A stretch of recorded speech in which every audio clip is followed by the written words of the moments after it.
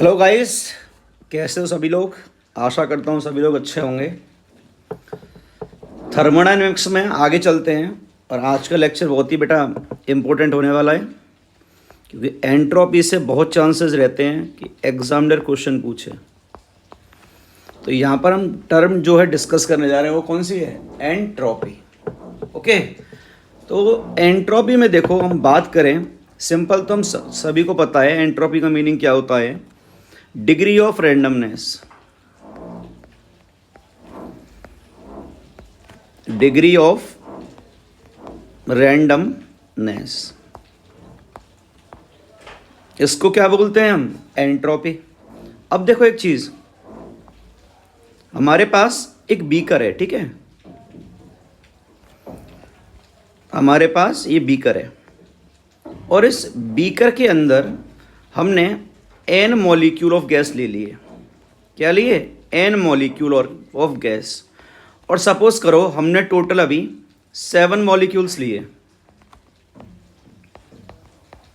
कितने मॉलिक्यूल्स लिए, 7 मॉलिक्यूल्स।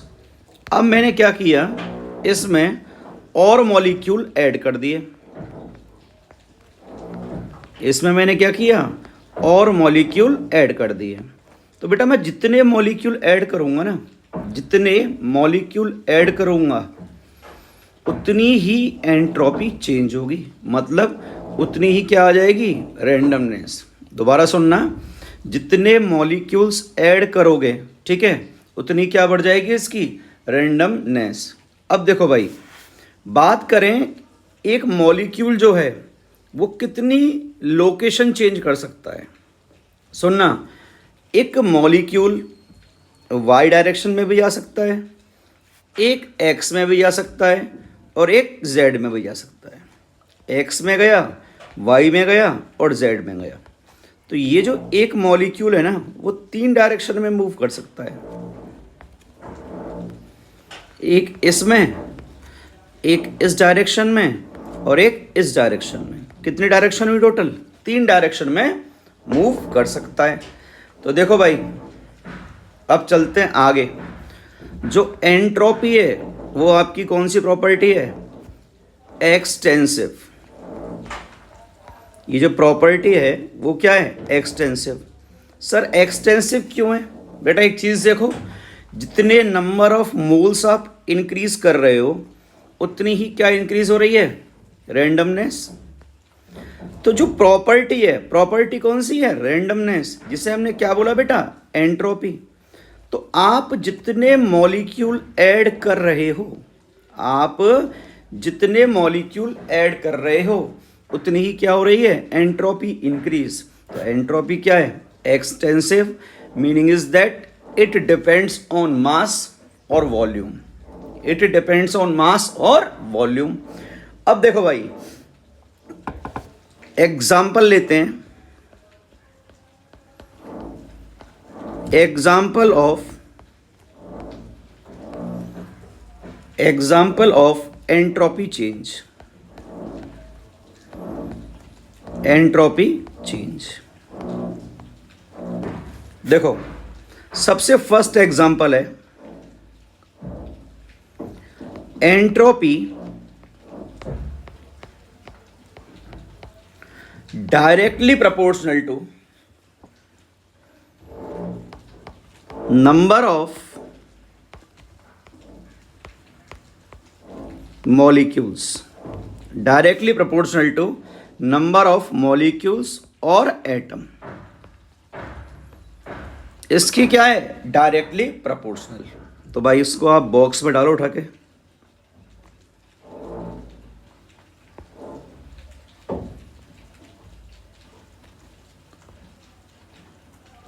अब एक पॉइंट याद रखना कि ये वाला कॉन्सेप्ट भी लगाना कब है, एक कंडीशन है, क्या, जब फिजिकल स्टेट सेम हो। फिजिकल स्टेट क्या हो, सेम हो, तभी ये कॉन्सेप्ट लगाना है, दिमाग में बैठा लो। तभी ये कॉन्सेप्ट लगाओगे जब फिजिकल स्टेट क्या होगा, सेम। अब देखो भाई, मैं आपसे बोलूं एक सिंपल एग्जांपल लेके, 1 मोल N2 गैस है। बी एग्जाम्पल ले लें, 3 मोल N2 गैस है। सी एग्जाम्पल ले लें, 7 मोल N2 गैस है। 7 मोल N2 गैस। तो अब खुद ही देखो बेटा, यहाँ ये लिख रहा है entropy is directly proportional to number of molecule. तो आप ये देखो, ए में कितने मॉलिक्यूल हैं 1, बी में कितने 3, सी में कितने 7। तो जितने ज़्यादा मॉलिक्यूल उतनी ज़्यादा क्या होगी entropy. So entropy of C is greater than entropy of B is greater than entropy of A. सबसे ज़्यादा किसकी आएगी, सी की आएगी। अब जैसे हम बात करें, अगर स्टेट चेंज कर दें, अगर हम स्टेट चेंज कर दें, तो आप सभी को ये पता है जो एंट्रोपी है, अगर बात करें किसकी, गैस की, लिक्विड की और सॉलिड की, तो आपको ये यार इजीली पता है कि जो सॉलिड है उसमें फोर्स ऑफ अट्रैक्शन जो होता है वो क्या होता है, मैक्सिमम। अगर मैं यहाँ लिखूँ force of attraction between molecule, किस में ज़्यादा होगा, मैक्सिमम, और इसमें क्या होगा, मिनिमम। अब बेटा फोर्स ऑफ अट्रैक्शन अगर ज़्यादा है, फोर्स ऑफ अट्रैक्शन ज़्यादा है, तो मोशन कम होगा, मोशन क्या होगा, लेस होगा। मोशन लेस है तो एंट्रोपी भी क्या होगी, लेस होगी। तो सॉलिड में मैक्सिमम फोर्स ऑफ अट्रैक्शन है बेटा, तो मैक्सिमम रेंडमनेस किस में होगी, गैस में, उसके बाद लिक्विड में, और उसके बाद सॉलिड में। ये कॉन्सेप्ट क्लियर हो तो कमेंट बॉक्स में बेटा आंसर डाल देना, यस सर। ओके, आगे चलते हैं। एक क्वेश्चन है वो लेते हैं।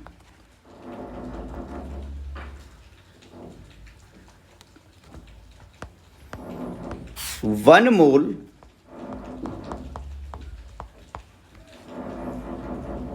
of each present in different container, present in different container। A है H2O वेपर, B है H2O लिक्विड, सी है H2O सॉलिड।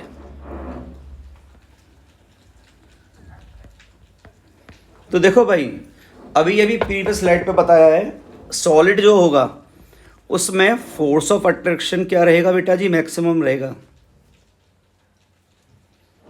इसमें फोर्स ऑफ अट्रैक्शन जो होगा वो होगा मैक्सिमम। तो मोशन क्या होगा इसमें, मिनिमम। अगर मोशन मिनिमम है तो यहाँ पर रैंडमनेस भी क्या होगी, मिनिमम। तो सबसे ज़्यादा किसकी आने वाली है, ए की, उसके बाद किसकी, बी की, उसके बाद किसकी, सी की। So A greater than B greater than C, ये ऑर्डर है एंट्रोपी का। अब चलें नेक्स्ट पार्ट लें। देखो फर्स्ट कॉन्सेप्ट मैंने आपको बता दिया, अगर फिजिकल स्टेट क्या है, सेम है। दूसरा मैंने आपको यहाँ पर ये भी बता दिया, गैस, लिक्विड और सॉलिड में किसकी एंट्रोपी बेटा सबसे ज़्यादा होगी। अब आगे चलते हैं, देखना अगर हम थर्ड पॉइंट लें, आप मिक्सिंग कर रहे हो, mixing of 2 or more mixture, या तो मिक्सचर के मिक्सिंग कर दो या आप सॉल्यूशन में ले सकते हो, और सॉल्यूशन। इस केस के अंदर भी याद रखना जो एंट्रोपी होगी वो हमेशा बढ़ेगी, एंट्रोपी क्या होगी, हमेशा बढ़ेगी इस केस के अंदर भी। जैसे मैं एक क्वेश्चन ले लूँ, सिंपल फॉर्म में लिख देते हैं। एक कंटेनर ए है जिसमें 1 मोल क्या प्रेजेंट है, H2 गैस, और एक कंटेनर में 2 मोल N2 गैस प्रेजेंट है। अब मैंने इन दोनों को एक ही कंटेनर सी में मिक्स कर दिया, एक ही में क्या कर दिया, मिक्स। तो देखो पहले कितने मोल थे, 1 मोल, अब कितने, 2 मोल। तो ऑब्वियस है बेटा एंट्रोपी क्या होगी, बढ़ेगी। क्यों, नंबर ऑफ मोल्स क्या हो रहे हैं, बढ़ रहे हैं यहाँ पे। फोर्थ पॉइंट बात करें, देखो फोर्थ अच्छा पॉइंट है, तो इंक चेंज कर देते हैं। फोर्थ पॉइंट अच्छा है भाई, समझना इसको क्या बोल रहा है। एंट्रोपी जो है ना वो डायरेक्टली प्रोपोर्शनल होता है किसके, एटॉमिसिटी के। डायरेक्टली प्रोपोर्शनल होता है एटॉमिसिटी के। एटॉमिसिटी का मतलब क्या होता है बेटा, ये होता है number of atom in a molecule, number of atom in a molecule, ये होता है क्या आपका एटॉमिसिटी। जैसे मैं N2 का एटॉमिसिटी पूछूं तो आप बोलोगे क्या है सर, 2। मैं O2 का पूछूं आप क्या बोलोगे सर, 2। अगर मैं O3 का पूछ लूं आप क्या बोलोगे बेटा, 3। तो जितनी ज़्यादा एटॉमिसिटी मतलब जितने ज़्यादा नंबर ऑफ एटम होंगे, नंबर ऑफ एटम जितने ज़्यादा होंगे, एंट्रोपी भी क्या होगी, उतनी ज़्यादा। चलो एक क्वेश्चन करके बताओ, यहाँ पर क्वेश्चन ले रहे हैं, आपको एक कंटेनर ए में 1 मोल O2 दिया है और एक कंटेनर में 1 मोल O3 दिया है। तो खुद सोचो किसमें एटम ज़्यादा हैं, इसमें कितने आ रहे हैं, 3। इसमें कितने आ रहे हैं, देख लो 2। तो यहाँ पर एटॉमिसिटी किसकी ज़्यादा, बी की। तो एंट्रोपी भी किसकी ज़्यादा होगी यहाँ पर, बी की। यहाँ तक क्लियर है भाई सभी को। अब देखो फिफ्थ फैक्टर चलते हैं कि फिफ्थ फैक्टर क्या है। फिफ्थ फैक्टर जो है वो है entropy directly proportional to molecular weight, directly proportional to molecular weight. अब ये बात हम करेंगे कब, ढंग से सुनना भाई, ये बात हम करेंगे कब, जब आप कंपैरिजन कर रहे हो तो उसमें नंबर ऑफ एटम क्या हो, सेम।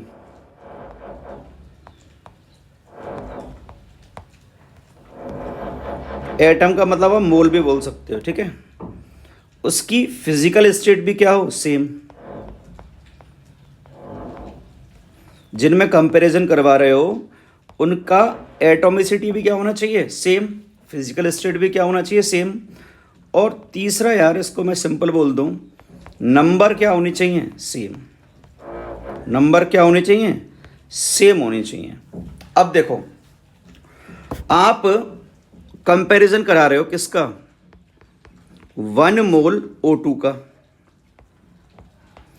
और दूसरा कंपैरिजन करा रहे हो 1 मोल N2 का, ठीक है। अब यहां पर फिजिकल स्टेट भी सेम दी हुई है, ये भी गैस और ये भी क्या है बेटा आपका, गैस। दोनों क्या है, गैस। अब कंपैरिजन करना है यार इन दोनों का, तो देखो मोल भी सेम है यार, और बड़ा कन्फ्यूजन, 1 मोल 1 मोल, ठीक है भाई। अब यहाँ पर एटम भी 2 हैं, एटम भी 2 हैं, तो एटॉमिसिटी भी नहीं लगा सकते। फिजिकल स्टेट भी सेम है तो वो भी नहीं लगा सकते। अब ये चेक कर लो किसका मॉलिक्यूलर वेट ज़्यादा है। O2 का मॉलिक्यूलर वेट जो है वो ज़्यादा है किससे, N2 से। O2 का मॉलिक्यूलर वेट अगर आप कंपेयर करो, ये होता है 32 और ये होता है कितना, N2 का, 1 नाइट्रोजन का 14 तो 2 का 28। किसका ज़्यादा आ रहा है, O2 का। तो ये है ऑर्डर किसका, एंट्रोपी का। नेक्स्ट क्वेश्चन भी हम ले रहे हैं यहां पर, select correct for maximum entropy.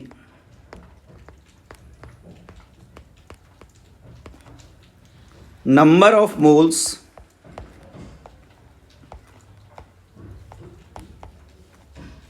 are same in each option, are same in each option, A, B, C और D। A है क्या, O2, B क्या है, He, C है Ne neon, okay sorry sodium, and D equal, D equal. तो भाई देखो ये तो सॉलिड होता है, आपको पता ही है, ये गैस है और ये गैस है, तो सॉलिड की तो ज़्यादा होगी नहीं, ये तो आपको पता है भाई, सॉलिड की सबसे कम होती है, क्योंकि फोर्स ऑफ अट्रैक्शन क्या होगा, ज़्यादा, तो मोशन भी क्या होगा, कम, और मोशन कम तो रैंडमनेस क्या होगी, कम। अब हीलियम गैस है, चलो ये भी गैस है, ठीक है, मोल क्या दिए हुए बेटा, सेम। अब अगर मोल सेम दिए हैं तो ये ऑब्वियस है किसकी ज़्यादा होगी, O2 की। क्यों, इसकी एटॉमिसिटी चेक कर लो आप पहले, तो एटॉमिसिटी क्या रही है इसकी 2, और मॉलिक्यूलर भी वेट भी देख लो, इसका कितना आएगा 32, इसके कंपेयर में तो बहुत ज़्यादा है बेटा, इसके कंपेयर में तो बहुत बहुत ज़्यादा है, तो आंसर क्या जाएगा करेक्ट, AO2।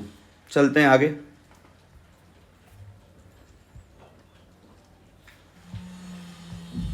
वेट करिए बेटा थोड़ा।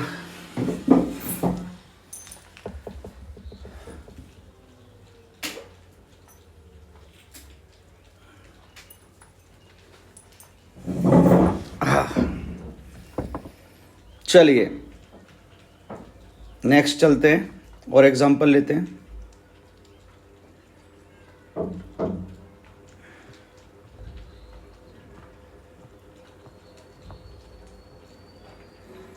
देखो भाई अब समझते जाना, थोड़ा स्पीड पे बढ़ाएंगे यहाँ पर। तो देखो यहाँ तक मैं आपको बता चुका हूँ, एंट्रोपी किस पे डिपेंड करती है, मॉलिक्यूलर वेट पर, ये मैंने आपको बता दिया। अब यहाँ पर एक चीज़ देखना भैया, और बता रहा हूँ पॉइंट नंबर 6। एंट्रोपी जो होती है ना, वो स्टार्टिंग से बोलता आ रहा हूँ, जो एंट्रोपी होती है वो डायरेक्टली प्रोपोर्शनल होती है किसके, नंबर ऑफ मोल्स के। किसके, नंबर ऑफ मोल्स के क्या होगी, डायरेक्टली प्रोपोर्शनल।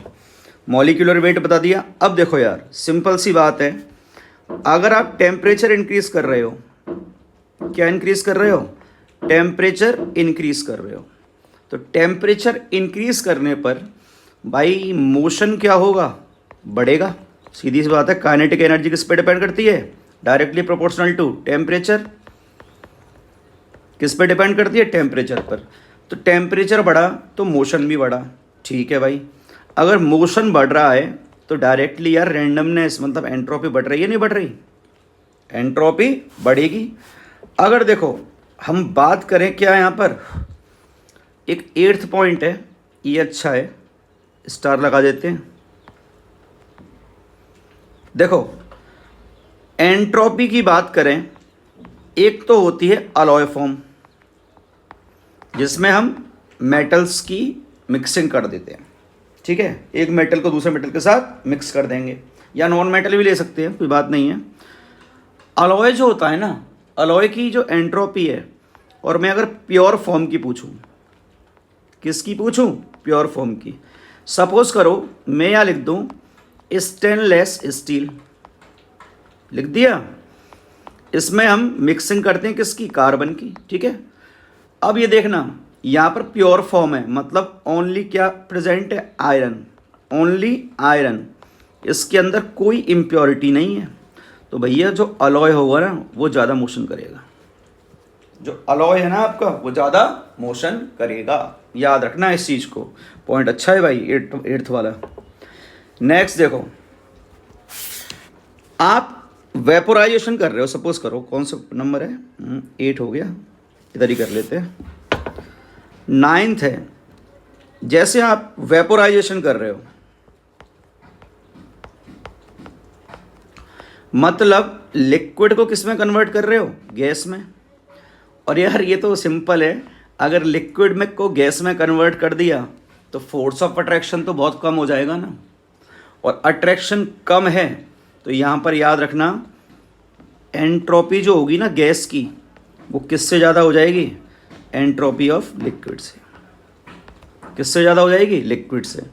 अब यहाँ अगर चेंज निकालना चाहते हो तो देखो, चेंज निकालना चाहोगे ना डेल्टा एस, तो इसकी वैल्यू हायर है, इसकी लोअर है, तो ये आएगा पॉजिटिव। डेल्टा एस क्या आएगा, पॉजिटिव ही आएगा। यहाँ याद रखना है इस चीज़ को। अब देखो, आपने फ्रीजिंग किया, समझना है इस चीज़ को, आपने फ्रीजिंग कर दिया। फ्रीजिंग का क्या मीनिंग है, आपने लिक्विड को कन्वर्ट किया सॉलिड में, और लिक्विड को सॉलिड में कर रहे हो तो आप फोर्स ऑफ अट्रैक्शन को तो बढ़ा रहे हो ना, यस और नो। अट्रैक्शन बढ़ा तो मोशन क्या होगा, कम होगा। तो यहाँ पर एंट्रोपी जो होगी वो लिक्विड की किससे ज़्यादा आएगी, सॉलिड से। एंट्रोपी ऑफ सॉलिड, तो लिक्विड की किससे ज़्यादा आएगी, सॉलिड से। अब आप अगर डेल्टा एस निकालने जाओगे तो ये वैल्यू हायर है, ये वैल्यू लोअर है, तो ये क्या हो जाएगा, नेगेटिव। डेल्टा एस क्या हो गया, नेगेटिव। Point number 10। अब देखो चलते हैं सब्लिमेशन पर, इसको भी आप इजीली बता दोगे यार बेटा। कौन सा नंबर का पॉइंट है, 8th हो गया, 9th 10th 11 नंबर का पॉइंट है।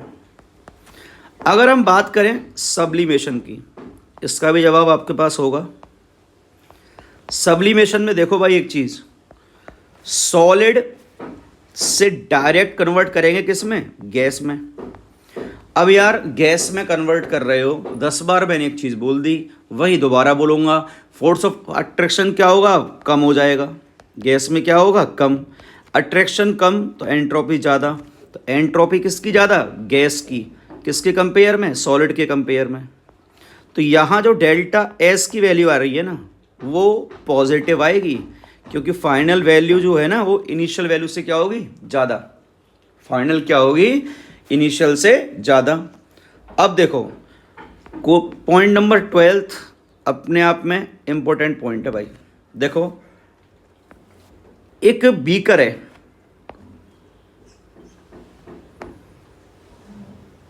जिसमें कोई गैस फिलअप की है,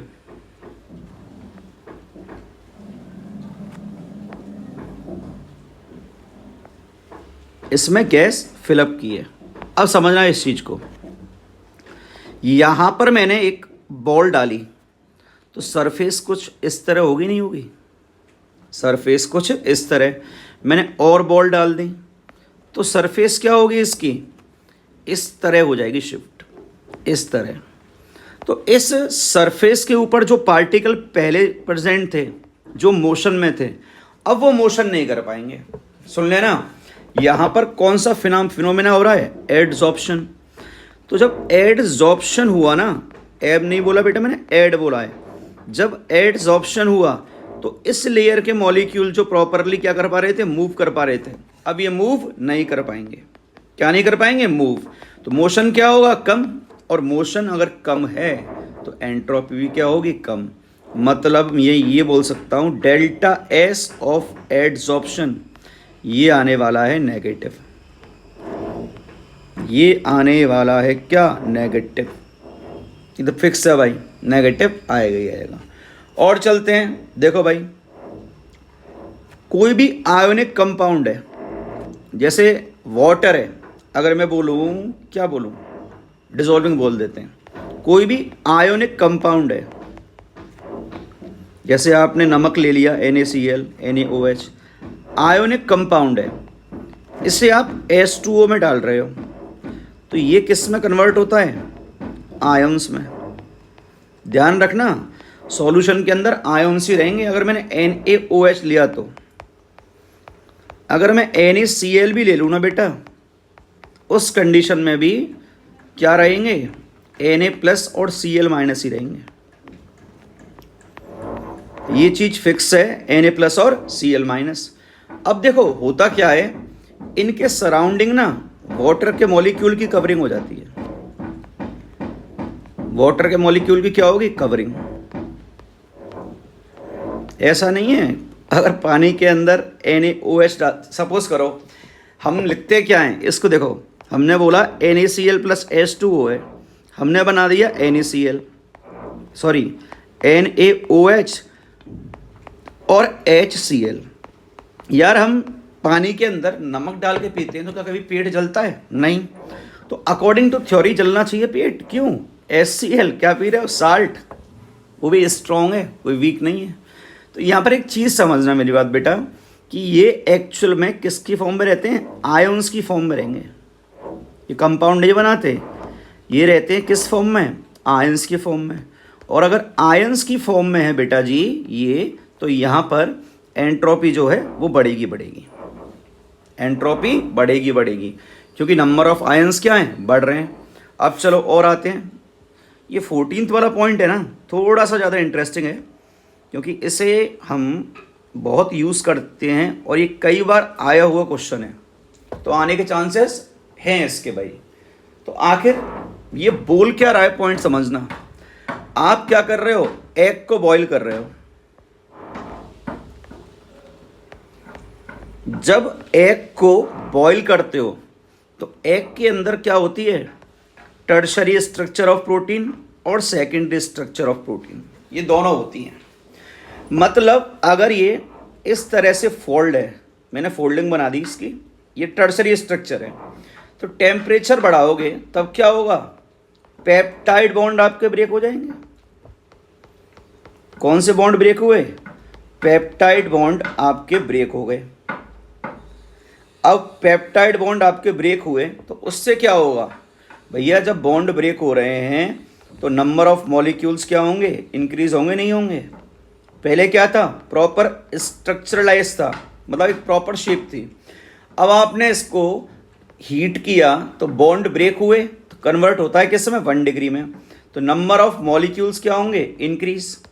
अगर नंबर ऑफ मॉलिक्यूल्स इंक्रीज हो गए तो एंट्रोपी क्या होगी, इंक्रीज। तो याद रखना बेटा, एग को अगर बॉईल कर रहे हो तो इस चीज़ को अपने ब्रेन में फिक्स कर लो, बॉइलिंग ऑफ एग पर एंट्रोपी क्या होगी, इंक्रीजेस। और एस इंक्रीज हो रही है तो डेल्टा एस ऑब्वियस क्या आएगा, पॉजिटिव ही आएगा। अब देखो नेक्स्ट पॉइंट बहुत इंपॉर्टेंट है, ये बोलते हैं हम जनरली एंट्रोपी की वैल्यू 0 नहीं होती, लेकिन अगर प्रोसेस साइक्लिक है बेटा, और एक चीज़ बताओ, चेंज इन एंथैल्पी कौन सा फंक्शन है, स्टेट फंक्शन, पाथ तो है नहीं क्योंकि हम फाइनल माइनस इनिशियल। अगर साइक्लिक है, यहाँ से चलना स्टार्ट किया और वापस यहीं आ गए, मॉलिक्यूल्स ने यहाँ से चलना चालू किया और वापस इसी जगह पे आ गए, तो भाई फाइनल और इनिशियल दोनों स्टेट तो सेम है, और दोनों स्टेट सेम है तो डेल्टा एस की वैल्यू क्या हो जाएगी, 0। दोनों स्टेट सेम है तो डेल्टा एस की वैल्यू क्या हो जाएगी, 0। तो साइक्लिक में याद रखना बेटा, साइक्लिक के अंदर जो प्रोसेस होती है उसमें डेल्टा एस की वैल्यू, चेंज इन एंट्रोपी क्या आता है, 0। क्या आता है, 0। अब इसमें रीज़न अगर लिखना चाहे ना बहुत प्यारा जाएगा, क्योंकि साइक्लिक प्रोसेस है तो उस कंडीशन के अंदर क्यू रिवर्सिबल क्या होगा, 0। क्यू रिवर्सिबल क्या हो जाएगा, 0 हो जाएगा भैया, याद रखना है इस चीज़ को। तो चलते हैं आगे, साइक्लिक प्रोसेस आपको हम बता दिए। अब देखो डेल्टा एस आखिर निकालते कैसे हैं, तो यहाँ हेडिंग डालना बेटा, एंट्रोपी चेंज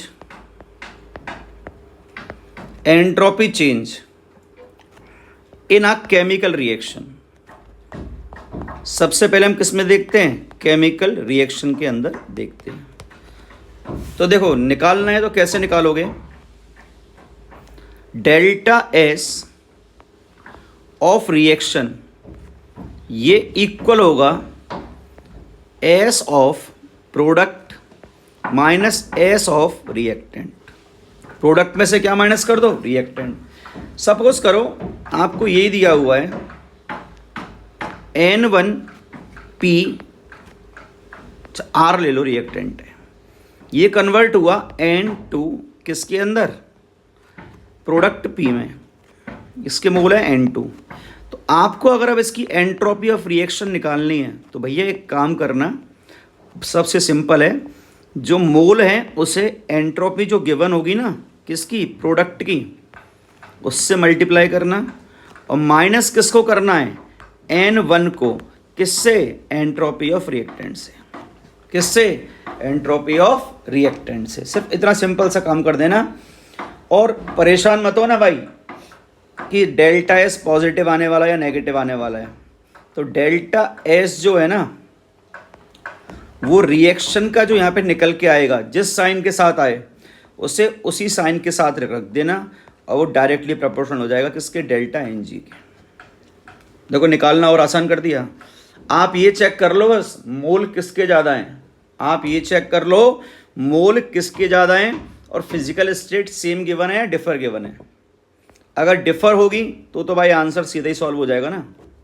अगर डिफर होगी तो आंसर सीधा ही आ जाएगा कि गैस की सबसे ज़्यादा होगी, उससे कम किसकी, सॉलिड की।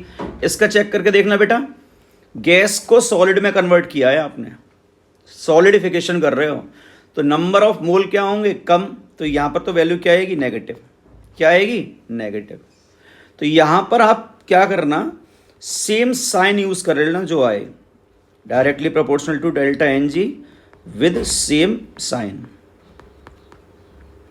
इतना सा काम करना है। अब जैसे आपको एंट्रोपी चेंज निकालना हो किसके अंदर, फेज ट्रांसफर में, आराम से सुनना, आपको निकालना है entropy change in phase transfer,